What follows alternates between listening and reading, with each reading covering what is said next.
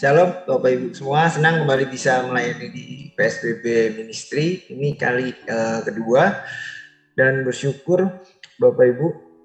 Sebelumnya mau cerita sedikit, saya juga punya YouTube dan sebenarnya saya sempat putus asa Bapak Ibu bikin YouTube ini karena nggak ada yang nonton. Saya kecewa sekali. Tuhan kenapa kok kayak gini? Tapi sampai suatu saat ada beberapa yang akhirnya telepon, ada yang dari Malang, dari Surabaya, saya nggak kenal, dari Makassar, mereka telepon, wah Pak Agus, YouTube-nya sangat memberkati loh, saya banyak terbantu, saya banyak lebih belajar lagi dengan YouTube-nya yang Pak Agus kasih. Sampai pada saat dengar itu, hati itu kayak mau nangis, wih Tuhan, ternyata fokus saya selama ini salah, saya fokusnya ke viewer, mau jadi terkenal dalam tanda kutip.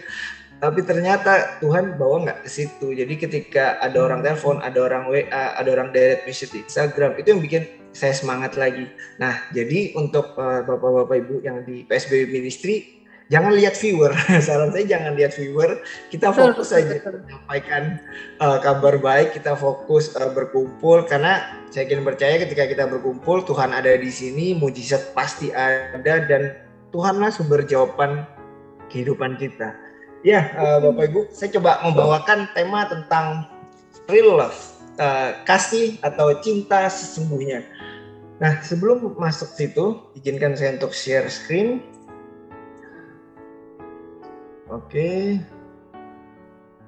Nah, real love, gambarnya lucu ya, Bapak Ibu, imut-imut. Ini saya browsing-browsing lucu, ternyata sesuai juga untuk tema kita. Nah, Bapak Ibu, ketika kita mendengarkan kata kasih, kata cinta, pasti ya kita namanya kita manusia ya, pasti di dalam otak kita adalah hubungan antara pria dan wanita. Mungkin di sini kalau ada yang masih pacaran ya hubungan sama pacarnya, karena tapi saya lihat kayaknya kita rata-rata sudah menikah, kita pasti berpikiran ini tentang bagaimana mengasihi istri, bagaimana mengasihi suami. Hari ini saya akan membawakan mungkin sedikit berbeda dari yang lain. Kenapa? Karena saya berusaha setiap kali menyampaikan firman yang saya sampaikan itu adalah berfokus kepada Yesus. Tapi sebelumnya ada 3 poin nanti yang perlu mungkin kita pertanyakan. Yang pertama adalah ini, apakah kasih itu? Ketika kita mendengarkan kata kasih, apa yang ada di pikiran kita? Apakah benar hanya antara hubungan suami istri, orang tua dan anak, sesama? Dan kalau kita berbicara tentang kasih, apa standar kita dalam mengasihi? Dan nanti setelah kita melihat standarnya, kita akan melihat apa itu kasih sesungguhnya, dan nanti di bagian terakhir kita akan melihat bagaimana aplikasinya di dalam kehidupan kita. Bapak Ibu, karena kita orang Kristen, semua di sini orang Kristen ya, pasti ya. Nah, kalau di sini semua orang Kristen, kita akan melihat standar kasih di dalam Alkitab kita. Ini yang pertama, Bapak Ibu. Lukas 10 ayat 27 dikatakan, ini Yesus yang mengatakan, kasihilah Tuhan Allahmu dengan segenap hatimu dan dengan segenap jiwamu dan dengan segenap kekuatanmu dan dengan segenap pikiranmu, dan kasihilah sesamamu seperti dirimu sendiri. Nah, karena kita orang Kristen, standarnya yang kita pakai adalah perkataan Kristus. Dan tidak cukup sampai di situ Bapak Ibu, Paulus pun mengulangi hal yang sama, yaitu tentang mengasihi, yaitu di dalam 1 Korintus 13 dikatakan, kasih itu panjang sabar, kasih itu murah hati, kasih itu tidak iri hati, kasih itu tidak membanggakan diri sendiri dan tidak sombong. Ia tidak berbuat yang tidak pantas, tidak mencari keuntungan bagi dirinya. Ayat 6, ia tidak bersukacita atas ketidakadilan, tetapi bersukacita dalam kebenaran. Kasih itu menutupi segala sesuatu, percaya akan segala sesuatu, mengharapkan segala sesuatu, dan tabah menanggung segala sesuatu. Kasih tidak pernah gagal, tetapi nubuat akan berakhir, bahasa-bahasa lidah akan berhenti, pengetahuan akan dilenyapkan. Pertanyaannya satu Bapak Ibu, pertanyaannya cuma satu. Apakah ada dari antara kita yang sanggup untuk memenuhi standar itu semua? Mungkin bisa tulis di kolom chat atau mungkin untuk perenungan kita pribadi. Nah, ketika saya menyampaikan firman Tuhan, saya ini berusaha sekali supaya Bapak Ibu yang mendengarkan firman Tuhan itu berubah pola pikirnya. Dulu Bapak Ibu, ini ketika saya mendengarkan khotbah atau sharing tentang kasih, isinya berupa tuntutan, Bapak Ibu. Seperti saya bilang tadi, tidak ada orang yang bisa untuk melakukan ini semua. Contoh aja di poin pertama aja, kasihilah Tuhanmu dengan segenap hatimu dan dengan segenap jiwamu dan dengan segenap kekuatanmu dan dengan segenap pikiranmu. Ada yang bisa Bapak Ibu dengan segenap pikirannya? Gak boleh mikir yang lain, cuma boleh mikirin Tuhan. Apapun yang dilakukannya semua untuk Tuhan. Dan bahkan dengan segenap jiwa, dengan segenap kekuatan. Apakah ada yang bisa? Nggak ada yang bisa. Semua manusia tidak ada yang bisa untuk memiliki kasih.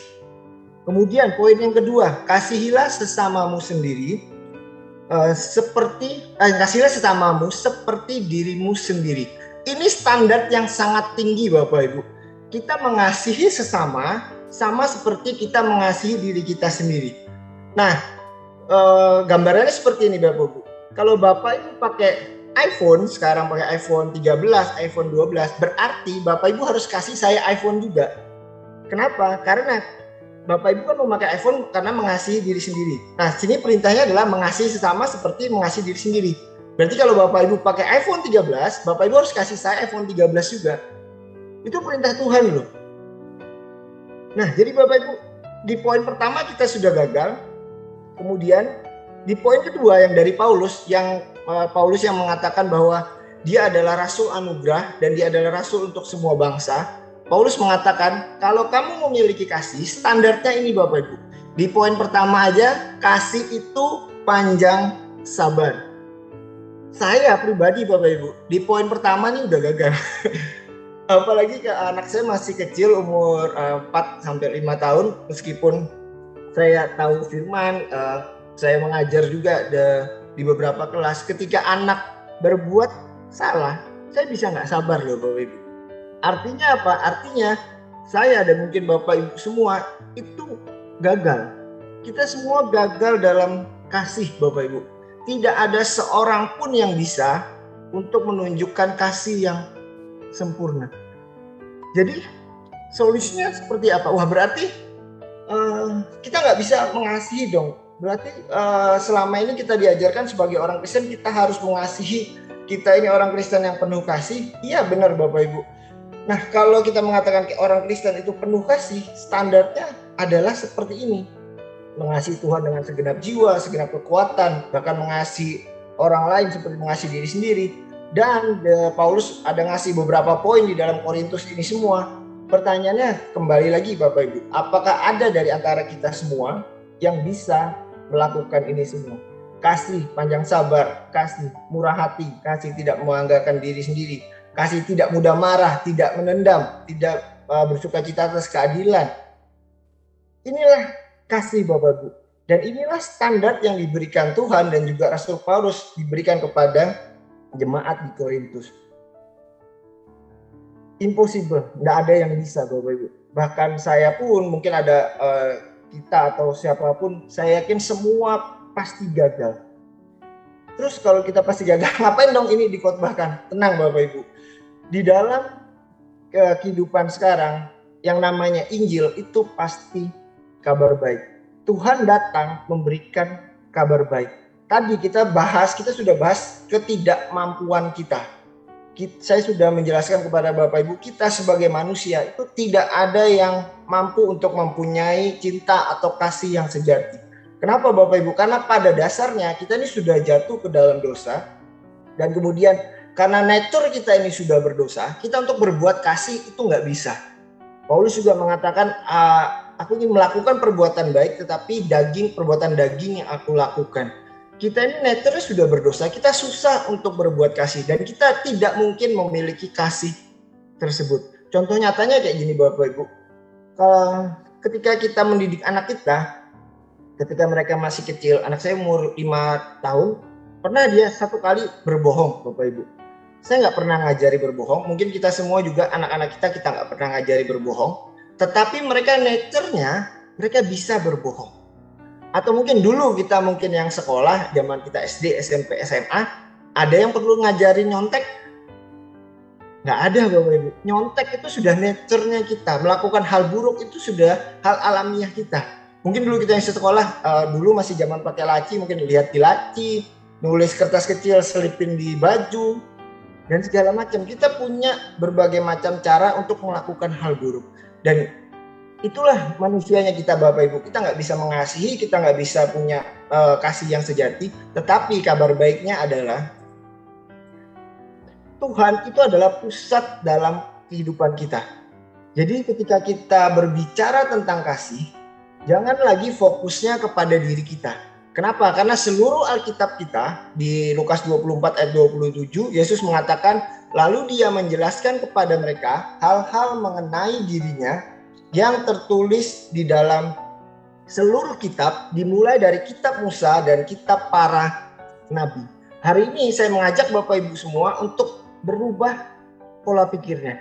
Ketika kita mendengar kasih, kita bukan mendengar apa yang harus kita lakukan, apa yang sudah kita lakukan, dan apa yang aku lakukan supaya aku menunjukkan kasihku. Enggak Bapak Ibu.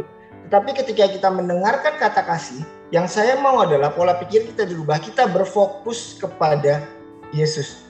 Kenapa? Karena ini Bapak Ibu, inilah kasih yang sesungguhnya.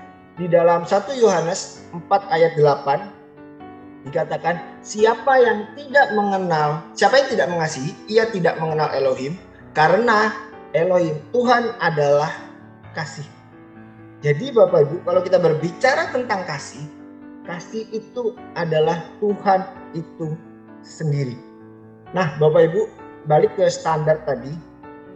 Sekarang, atau kita mulai dari sini ya. Sekarang ketika tadi saya mengatakan Tuhan adalah kasih, berarti kan Tuhan itu sama dengan kasih. Nah, ketika saya mengatakan Tuhan adalah kasih, berarti boleh dong kata kasih ini saya ganti dengan kata Tuhan. Boleh ya Bapak Ibu ya, karena kan tadi di Yohanes dikatakan Tuhan adalah Elohim adalah kasih, Tuhan adalah kasih. Jadi kata kasih yang ada di sini saya ganti dengan kata Tuhan.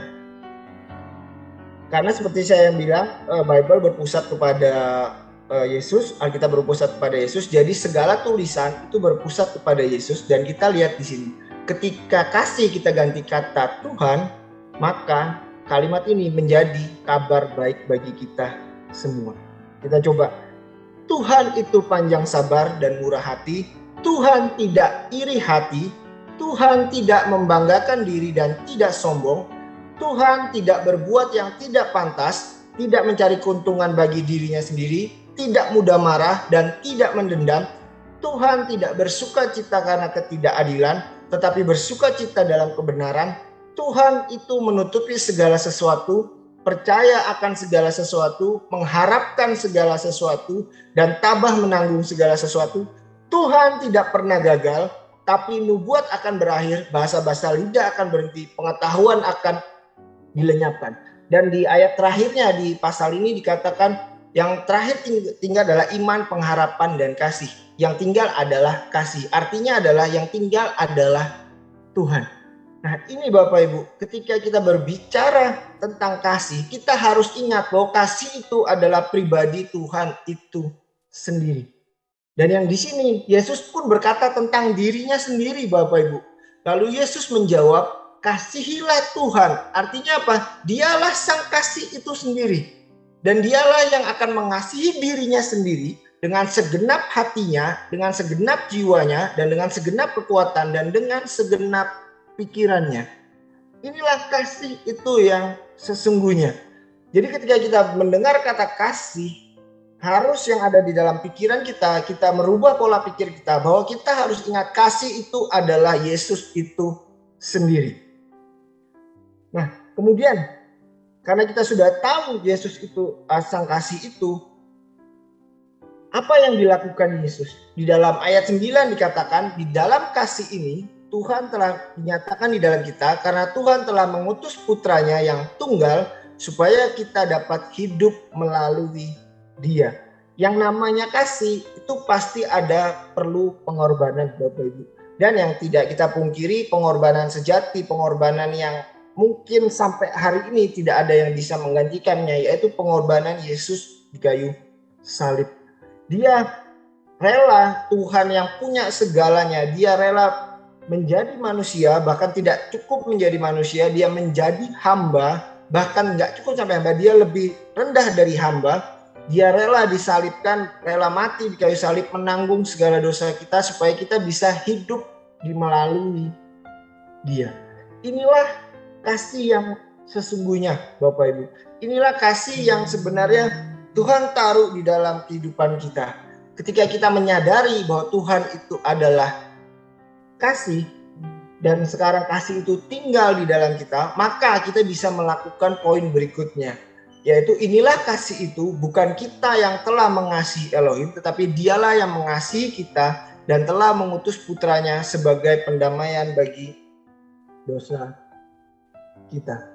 Bapak Ibu, ketika kita menyadari Tuhan itu adalah kasih dan Tuhan itu sekarang tinggal di dalam kita, maka kita bisa mengasihi Tuhan bukan karena dengan kekuatan kita, bukan karena kemampuan kita, tapi karena Tuhan yang terlebih dahulu mengasihi kita. Seumpama seperti ini Bapak Ibu.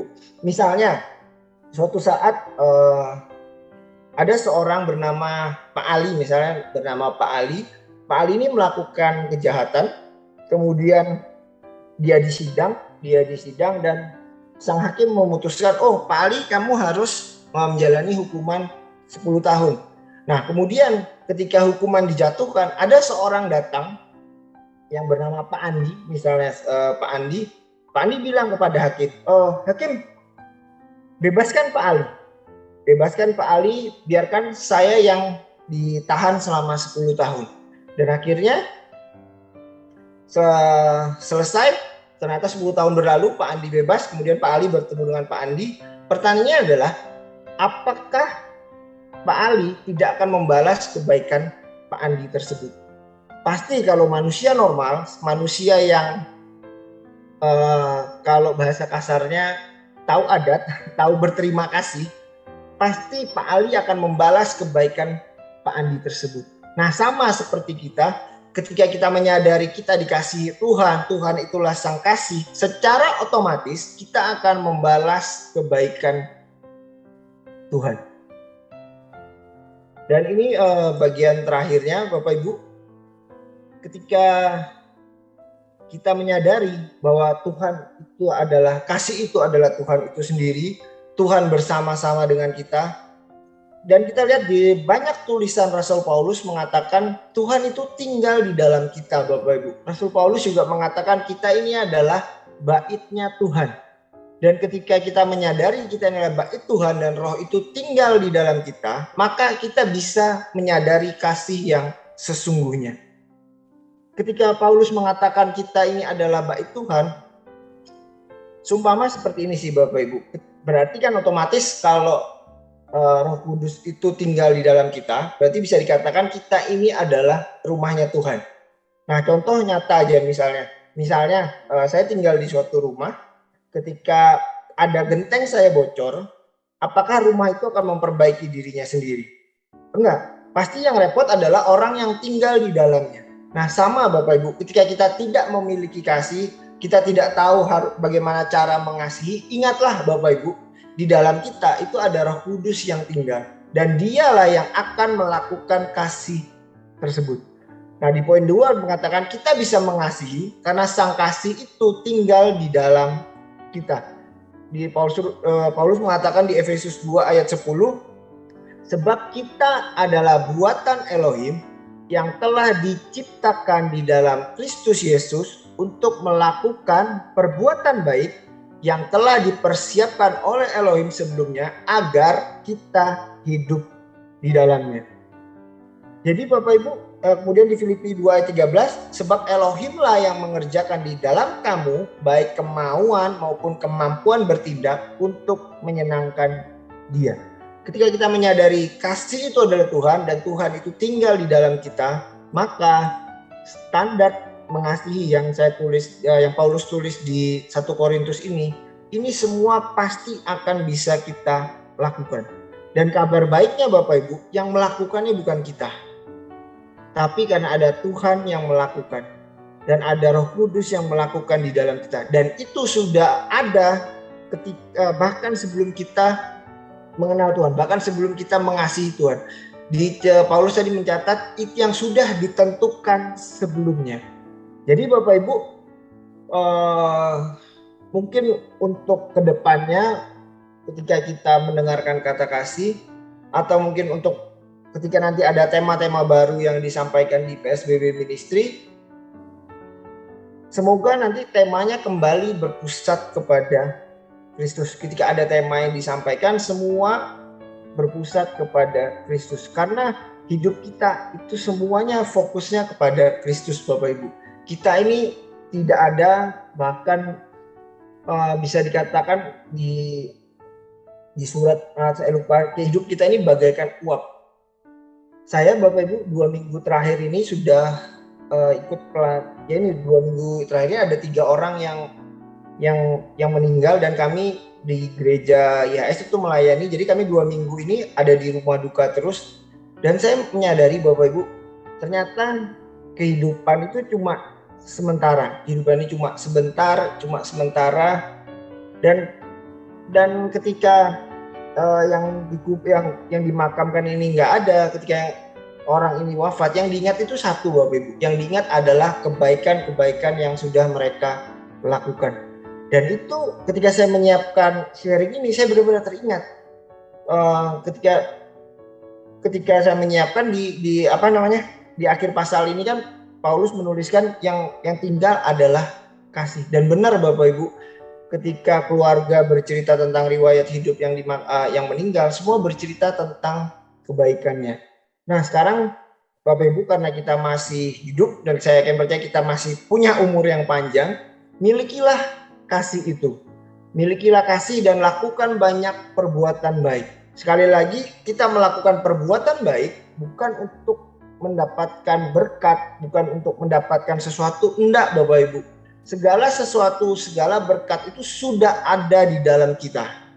Tinggal bagaimana kita bisa menyalurkannya keluar. Nah, ketika kita sudah menyadari itu semua, kita membaca tentang kasih, tentang melakukan kasih, mengasihi sesama, bahkan mungkin mengasihi musuh kita, mungkin mengasihi mertua, mengasihi menantu kita. Kita nggak beban lagi Bapak Ibu. Kenapa? Karena kita menyadari kita mengasihi bukan karena kekuatan kita, tetapi karena ada Kristus yang di dalam kita yang membuat kita bisa mengasihi mereka. Jadi Bapak Ibu, setelah acara ini selesai, atau mungkin yang melihat di tayangan ulang, saya sangat berharap mulai berpikir kembali. Apakah mungkin ada beberapa di antara kita yang menanyakan, oh apakah aku ini gak cukup mengasihi, apakah aku ini gak mengasihi suamiku, apakah aku ini gak mengasihi anakku. Enggak Bapak Ibu, stop pertanyaannya apakah aku enggak. Dibalik pertanyaannya, apakah Yesus mengasihi suamiku, apakah Yesus mengasihi anakku, apakah aku cukup, apakah Yesus mempunyai kasih yang cukup? Jawabannya pasti iya. Dan ketika kita menyadari hal itu, maka kita bisa mengasihi mereka. Inilah kasih yang sesungguhnya. Dan ketika kita membaca ayat ini, ketika kita menyadari bahwa kasih itu adalah Tuhan sendiri, ayat ini bukan lagi menjadi tuntutan Bapak Ibu, tetapi ayat ini menjadi suatu kabar baik. Bayangkan Bapak Ibu, Tuhan yang kita sembah, Tuhan yang kita muliakan, bahkan Tuhan yang kita agung-agungkan, semua kebaikan Tuhan, semua sifat-sifat Tuhan itu semua baik Bapak Ibu.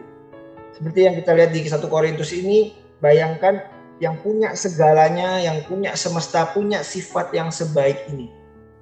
Dan kabar baiknya Bapak Ibu, orang yang sebaik ini sekarang sudah mati bagi kita, sudah menyerahkan nyawanya bagi kita untuk menyelamatkan kita. Seperti yang saya bilang di awal, kita ini orang berdosa Bapak Ibu, kita ini nggak mampu. Kita ini hanya bisa untuk melakukan kejahatan. Tetapi bayangkan orang berdosa seperti saya, seperti kita. Ada orang yang begitu sempurna, rela mati bagi kita. Masa sih kita tidak mau membalas kebaikannya? Masa sih kita tidak mau bercerita kepada orang, aku punya kabar baik. Aku punya seseorang yang mengasihi kamu. Terimalah dia. Dia nerima kamu apa adanya loh. Sama seperti dia menerima aku apa adanya. Jadi Bapak Ibu, Terakhir dari saya, jangan berusaha untuk mengasihi. Berhenti berusaha untuk mengasihi. Tapi yang perlu Bapak Ibu ingat adalah, ingatlah bahwa Tuhan sudah mengasihi kita. Percayalah Bapak Ibu, secara otomatis kasih itu akan mengalir keluar. Saya pribadi Bapak Ibu, orang-orang yang dulu kenal saya, ketika lihat kondisi saya sekarang, mereka bingung Bapak Ibu. Sampai hari ini kalau ada yang tanya, wah bro, kamu ini sekarang pendeta ya, karena ya jarang yang pakai pastor. Kamu ini sekarang pendeta ya? Iya, oh iya, pantas sekarang kamu sudah berubah, katanya seperti itu. Saya nggak nyadari loh Bapak Ibu, saya nggak nyadari kalau saya ini sudah berubah. Tapi orang-orang di luar sana yang menyadari bahwa saya sudah berubah. Nah sama seperti itu. Ketika kita menyadari ada kasih di dalam kita, orang-orang sekitar kita yang akan melihat, orang-orang sekitar kita yang akan merasakan kasih Tuhan terpancar dari kehidupan kita. Amin. Tuhan Yesus memberkati.